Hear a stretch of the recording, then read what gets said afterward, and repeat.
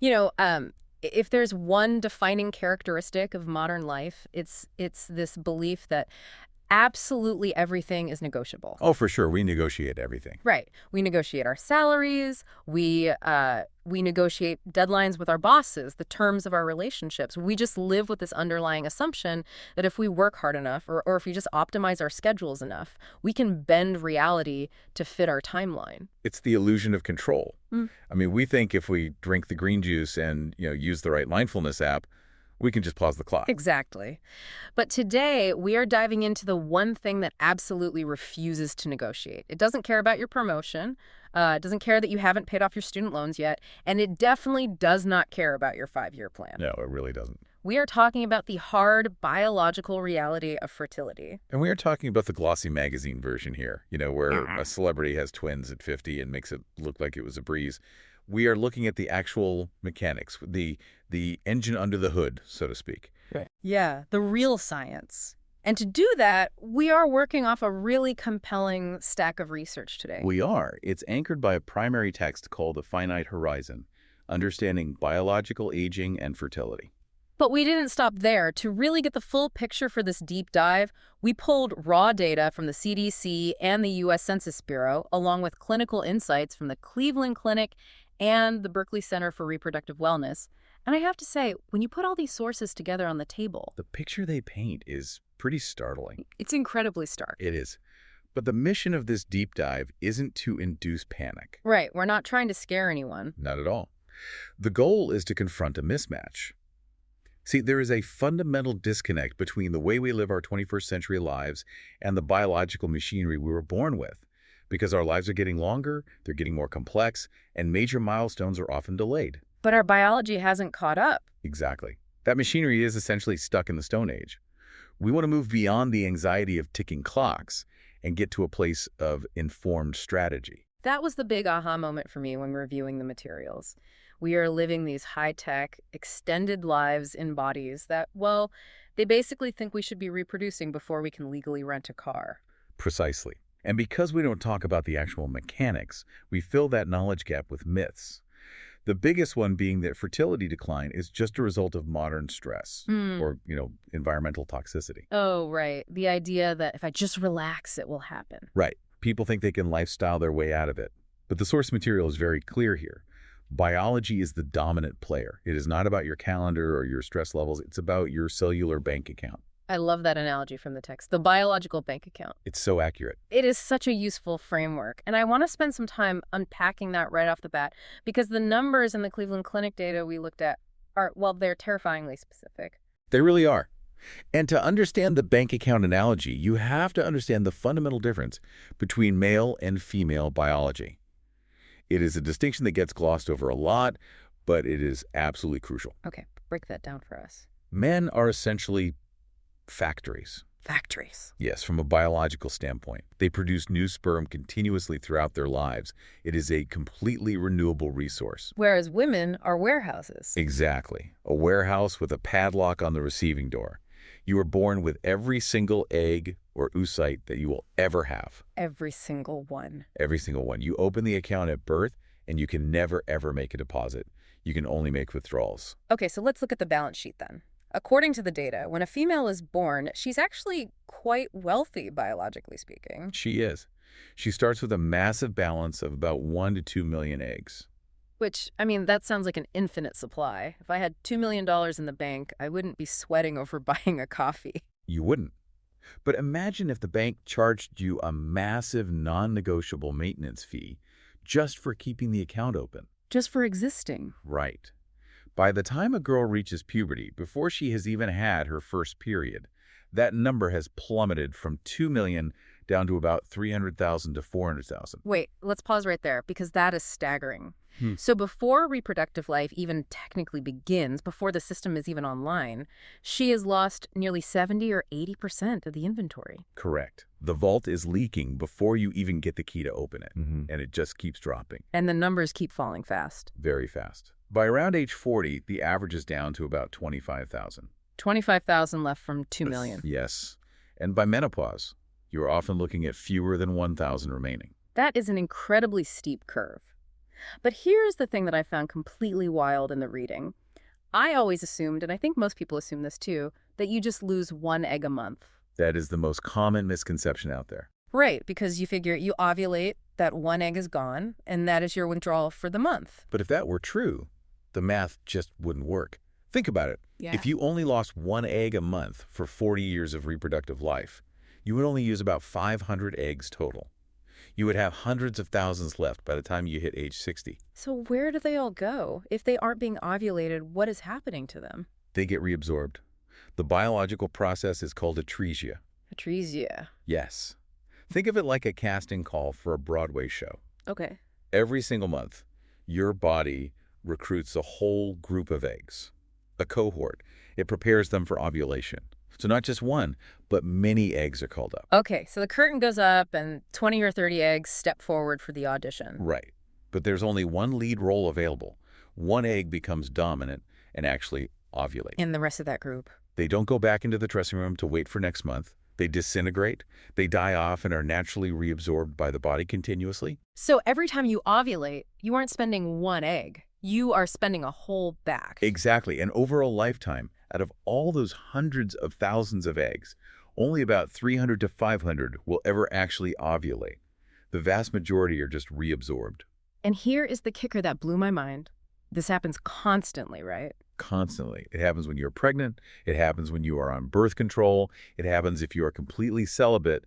The burn rate is hardwired into the system. Yeah. You cannot stop this cellular attrition. That just completely destroys the stress argument we mentioned earlier. It does. You could be the most zen person on earth, eating nothing but organic kale on a mountaintop, and your body is still shredding those eggs at the exact same rate. You cannot lifestyle your way out of atresia. It is a biological constant. And this continuous loss is why the quantity aspect of fertility is so unforgiving. But as the source material points out, and we are moving into the second section of our roadmap here, having eggs left in the vault isn't the whole story. Not at all. Right, this is the hidden decline, the issue of quality. Because you could theoretically have 25,000 eggs left at age 40, but they aren't the same eggs you had at 25. No, they are not. After the mid-30s, quality becomes the dominant issue. And this is where we need to get a little bit technical to understand why. Because we aren't just talking about old eggs in the way you talk about stale bread. Right. We are talking about genetic fragility.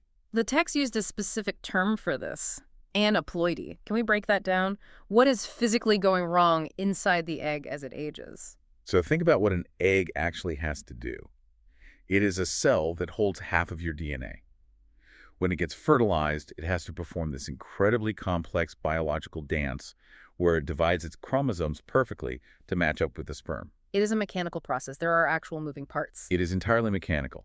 There is a microscopic structure inside the egg called the spindle apparatus. Think of it as the machinery that physically pulls the chromosomes apart. And there is a kind of cellular glue that holds the chromosomes together until the exact right moment. Okay, I am picturing a factory assembly line. That is a great way to look at it. Now, as eggs age, that machinery gets rusty. The glue starts to degrade. So when the moment comes for the cell to divide, It makes a mistake. The rusty machinery pulls too many chromosomes to one side, or maybe it leaves one behind. That is aneuploidy, having the wrong number of chromosomes. and the consequences of that error are not just a simple, oops, it didn't work. No, the consequences are clinical. The sources outline them very clearly. First, you see a lot of difficulty conceiving in the first place because the embryo often fails to implant in the uterus. Right. Second, there is a much higher risk of miscarriage. That is because the body's quality control system detects the genetic error early on and stops the pregnancy. And the third consequence. Lower success rates with IVF when using one's own eggs. Because IVF doesn't fix the eggs, it just fertilizes what is already there. If the pregnancy does continue, there is a higher risk of conditions related to chromosomal abnormalities. Which explains why the miscarriage rate spikes so drastically after age 40. It isn't that the uterus can't carry a baby. It is that the blueprints are faulty. Exactly. The genetic blueprints are compromised. And this is exactly why the celebrity narrative is so dangerous. Oh, the magazine covers. Right. We see a famous actress having a healthy baby at 48, and we think, oh, science fixed it. I have plenty of time. And we do not see the medical chart. We don't see that she likely used a donor egg from a 25-year-old. The uterus doesn't age the same way eggs do. That is fascinating. It is. You can carry a baby at 50 quite well. You just usually cannot create a genetically normal embryo with your own 50-year-old eggs. There was a really emotional beat in the source text that connected this hard biology to our social reality. It talked about the partner timing trap. Yes, this is the part of the data that is really hard for a lot of people to swallow. It is the narrative of, I am ready, I am healthy, I have the job, but I just haven't met the right person yet. And the text validates that. It says clearly, it is not a personal failure. Modern dating is incredibly hard. It is. But biology doesn't wait for the perfect life moment. That is the hard truth we are trying to confront here. The clock keeps running. Your ovaries do not know that you are finishing your PhD. They don't know that you are waiting for a partner who is finally emotionally available. The biological clock keeps ticking regardless of the social clock. It feels incredibly unfair. I mean, men can reproduce into their 70s. Oh, easily. But for women, the door slams shut right when professional and financial stability is finally peaking. It is a profound biological inequality. There is no getting around that. But acknowledging it is much better than ignoring it. And that is why the experts in our source material, specifically the American College of Obstetricians and Gynecologists, or ACOG, are pushing for a completely new standard of care. Right, they called it anticipatory counseling. I really like this concept because for a long time, the standard procedure was basically do not talk about fertility until you are actively trying to get pregnant and it is not working. Which is a terrible strategy, because by the time you are reacting to a problem, the window of opportunity has already narrowed significantly. So what is ACOG suggesting now? They're suggesting that patients deserve to learn about ovarian factor fertility decline early. We shouldn't be waiting until there is a crisis. Doctors need to be having these conversations with patients in their 20s or early 30s. So you aren't completely blindsided at 38. Exactly. Knowledge allows for strategy. If you know the bank account is draining, you might manage your assets differently. And one of those asset management strategies is egg freezing. Or, to use the clinical term from the text, oocyte cryopreservation. Let's unpack that option. It is a crucial option, and it has moved from being considered somewhat experimental a decade ago to being a standard viable choice today. The American Society for Reproductive Medicine actually weighed in on this, right? Yes. The ASRM considers planned egg freezing to be ethically permissible and a completely valid medical way to preserve younger eggs. So how does it actually work in the context of our bank account analogy? Is it like a savings account? Think of it more like a biological time capsule. The time capsule. Yes. You are taking a withdrawal of currency today, when the biological value is still very high, and you are putting it in a deep freeze where inflation simply cannot touch it. So if you freeze your eggs at 30 and you come back to use them at 40, Biologically speaking, those eggs are still 30 years old. that is the key right there. You are locking in the quality. You are totally bypassing the rusty machinery problem we talked about earlier. You are locking in the age of the cell. Outcomes with frozen eggs can compare very favorably to fresh eggs in IVF, provided they were frozen at a younger age. That is the major caveat. So the timing of the freeze matters immensely. It matters more than anything. Correct. Freezing eggs at 41 is far less effective than freezing them at 31, because many of those 41-year-old eggs will already be in upload. But the expert in the text adds a really important warning here. Egg freezing is not a guarantee. No, it is absolutely not an insurance policy that guarantees a payout. It is more like buying a lottery ticket with much, much better odds. It buys you potential, but it does not promise a baby. The source material also mentioned integrative approaches. It brought up the Berkeley Center for Reproductive Wellness. Yes, they are noted as the first integrative reproductive medicine center in America. And what is their approach? How does it differ from just freezing eggs? The idea there is that while the biology is rigid, there are ways to support the overall system. It is about looking at the whole picture. So they incorporate acupuncture, herbal medicine, and nutrition alongside standard Western medical treatments. So it is almost like if you can't stop the factory from aging, you can at least make sure the workers are well fed and the lights are on. That is exactly it. It is about maximizing the potential of what you have left. Whether you are freezing eggs, doing IVF, or trying to conceive naturally, the goal is to create the best possible physical environment for those cells. Okay, so we have looked at the individual, we have looked at the biology of the egg, the bank account analogy, and the interventions like freezing. But now I want to pivot and zoom way out. Let's do it. Because this fertility decline isn't just happening to one person in a vacuum. It is happening to everyone across the board. And when you aggregate that individual biology across an entire country, you get a demographic earthquake. This is where the story shifts from biology to economics. And honestly, this is the part that keeps government planners and economists awake at night. To understand why, we need to define a specific demographic term here, replacement level. Right. This is demography 101. For a population to remain stable, meaning it does not grow but it does not shrink either, you need a certain number of children being born to replace the people who are passing away. Makes sense. In low-mortality countries like the U.S., that magic number is about 2.1 children per woman. That is the replacement level fertility rate. Why the 0.1? I have always wondered that. You can't have a tenth of a child. It is because of the sex ratio at birth. Slightly more boys are born than girls statistically. And, sadly, you have to account for mortality. Not everyone survives to reproductive age to have their own children, so you need that extra fraction to break even. Okay, so 2.1 is the goal for a stable society. Where is the U.S. right now? We are well below the waterline. How far below? According to the CDC data in our source stack, the U.S. total fertility rate is currently sitting at roughly 1.6 births per woman. 1.6. Specifically, it was 1,626 births per 1,000 women in the 2024 data. There is a massive gap from 2.1. That means the next generation is roughly 25% smaller than the current one. It is, and historically, the U.S. has cheated this demographic math.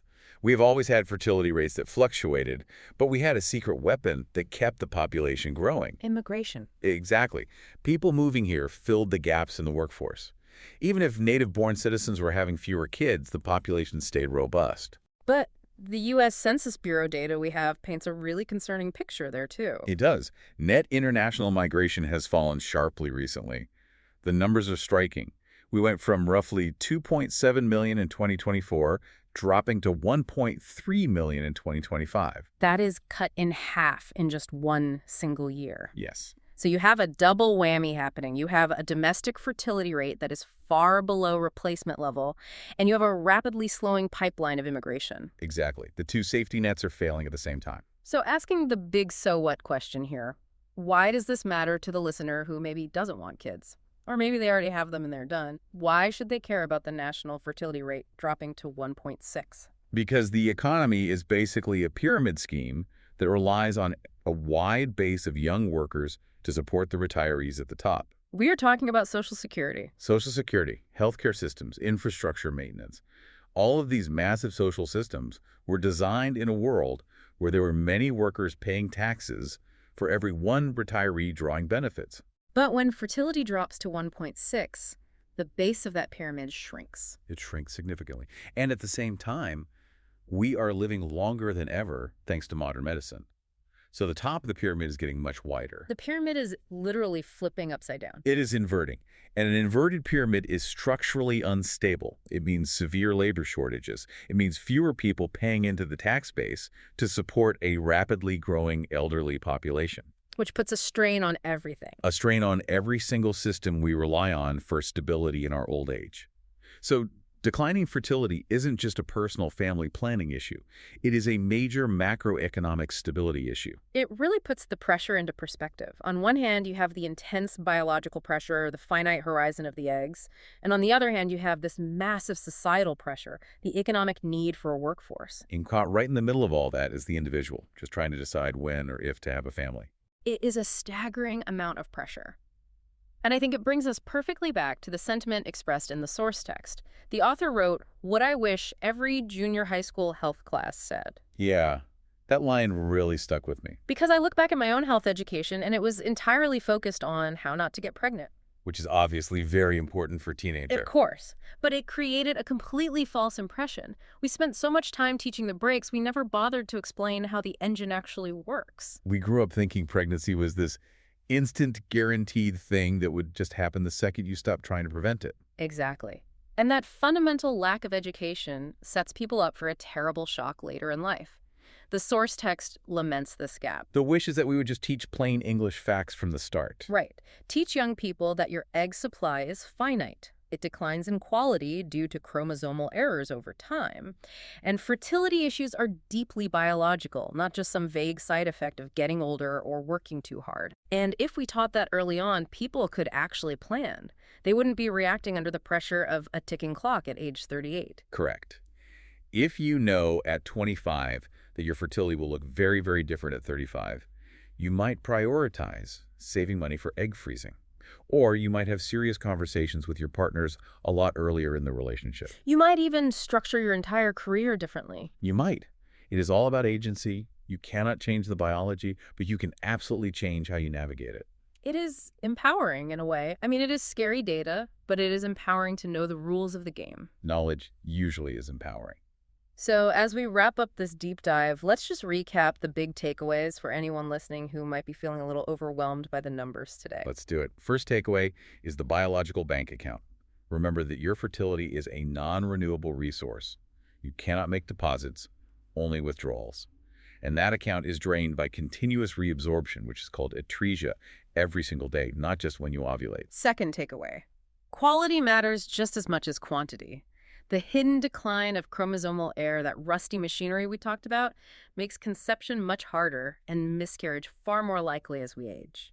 Third takeaway, options do exist.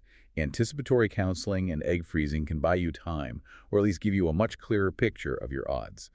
It is about using modern technology to hedge your bets against ancient biology. And finally, the zoom out. This is happening at a scale that affects the entire global economy. A U.S. fertility rate of 1.6, combined with dropping immigration, means we are heading toward a very different-looking society. It really is a fascinating convergence of biology and demographics. It is. Now, before we go, I want to leave you, the listener, with a final provocative thought here. We've spent this whole time establishing that biology is this rigid, fixed timeline. But our social lives, our careers, our education, our concept of adulthood, they are all getting longer and stretching out further. Right, as we said, we're living 21st century lives in Stone Age bodies. So the question to mull over is this. If we cannot change the biology, and we certainly don't want to shorten our social lives or give up our career goals, how do we redesign our education system and maybe even our corporate structures so that biology doesn't come as a shock? That is the million-dollar question. How do we stop treating fertility like a secret personal failure and start treating it like a known biological variable that we as a society can actually plan for? It requires a massive shift. Shifting from a reactive mindset to a proactive one. We need to build a world that accommodates the biological reality rather than just pretending it doesn't exist. Well, on that note, we are going to close the book on the finite horizon for today. If this sparks some questions for you, maybe about your own timeline or the options we mentioned, we highly encourage you to look at the sources. Absolutely. Go read up on the ASRM guidelines, look at the CDC demographic data, or check out the work being done at places like the Berkeley Center. Because the more you know, the better your strategy can be. Exactly. Thanks for diving deep with us today. We will see you next time.